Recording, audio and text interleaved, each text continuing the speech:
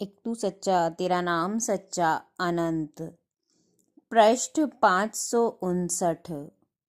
सतपुरुष बाबा फुलसंदे वाले कहते हैं, हे परमेश्वर, मैं तुम्हारा आदि सनातन जीवात्मा हूँ। तुम्हारा प्रकाश मुझ में विचरता है। शेषनाग मेरे माथे पर छाया करता है। चंद्रमा तिलक बना विराजता है। वृष यानी धर्म पर मैं सदा आरूढ़ रहता हूँ और ब्रह्मा सदा इसका स्तवन और स्तोत्र गाकर स्तुति करते रहते हैं। 9 लाख तारे मेरे संग तुम्हारी परिक्रमा में यहाँ से वहाँ विचरते रहते हैं। सोहंग देवता ने पूछा कि ये आत्मा का प्रकाश सभी जीवों के साथ होता है और सत्पुरुष उस उजाले के रंगों को देखकर उस आत्मा की परख करते हैं। ये कहाँ तक सच है? सत्पुरुष ने कहा, कोई भी जीव जब संतों के सन्मुख आता है तब संत उसको परख लेते हैं कि कितना कर्जा इसको काल का देना बाकी है। अगर देखा कि काल का खाजा है तो उसे चरणों में नहीं लगाते और आगे के वास्ते मेहर करते हैं। और जो देखा कि एक जन्म में अदा हो सकता है तो उसको रोशनी सच्चे मालिक की बख्शते हैं। हर इंसान के जिस्म से विशेष प्रकार की और विशेष रंगों की सूक्ष्म तरंगें हर समय प्रवाहित होती रहती हैं। उन तरंगों के स्पर्श से ही उनकी परख होती है।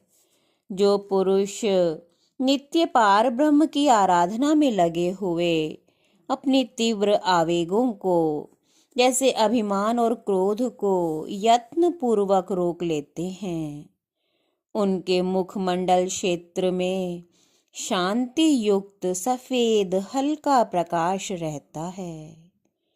जो हमेशा कटु वचन बोलने वाले लोग हैं, उनकी तरंगें हल्के नीले रंग की होती हैं। अति क्रोधी पुरुष की तरंगें तेज नोकदार हथियारों की तरह दूसरों को आहत करने के लिए काफी होती हैं। सभा में प्रवेश जब ऐसे लोग करते हैं तो वहां तुरंत ही क्षण भर के लिए स्तब्धता छा जाती है।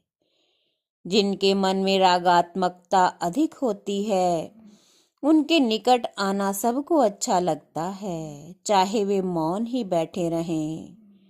ये तरंगों के प्रभाव कुछ संक्षेप में कहे गए हैं।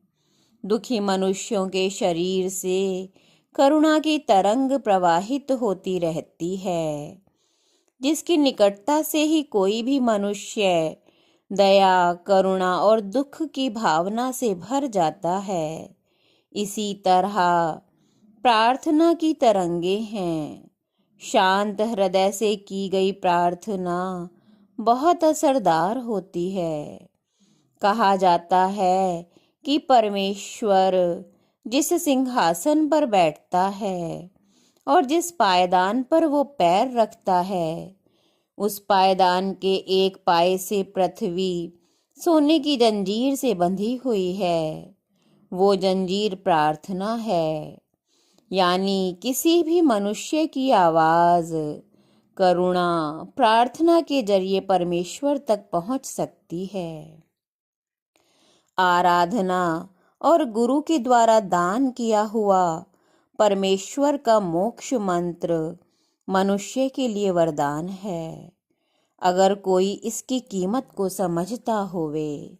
एक तू सच्चा तेरा नाम सच्चा।